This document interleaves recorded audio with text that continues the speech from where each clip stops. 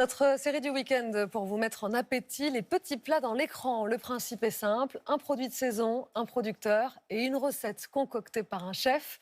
Aujourd'hui, direction les Côtes d'Armor pour redonner ses lettres de noblesse à un petit haricot blanc, souvent considéré comme rustique, mais que l'on retrouve dans les grands restaurants, les cocos de Paimpol. Reportage à Plouédel, Florence Mavic et Jacques Duboz. Du côté de Paimpol, entre terre et mer, la star, c'est lui. Ce petit haricot qu'un habile coup de pouce fait sortir de sa gousse.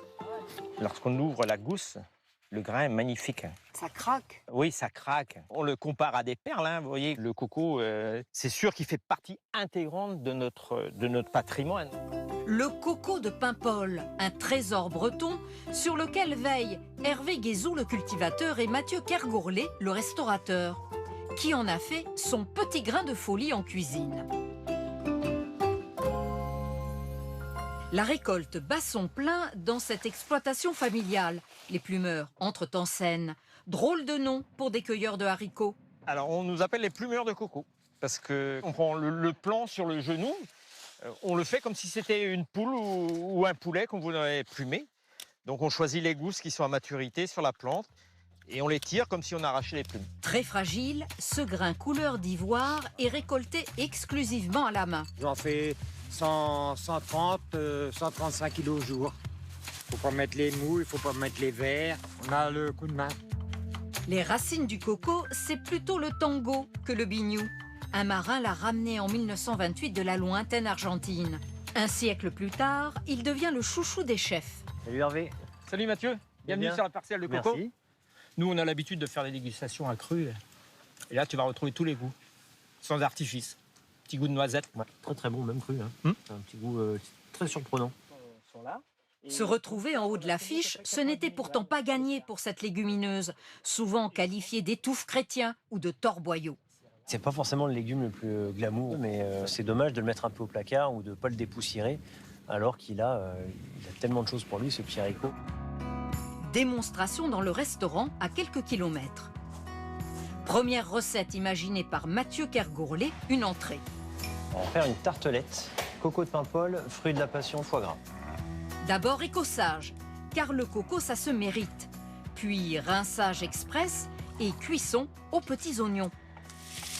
Il faut le cuire à feu doux. Si on le brusque, la coque, la petite membrane qui est autour va exploser et il ne sera pas fondant, il ne sera pas gourmand, il ne sera pas un vrai bon coco de Paimpol. Voici les ingrédients.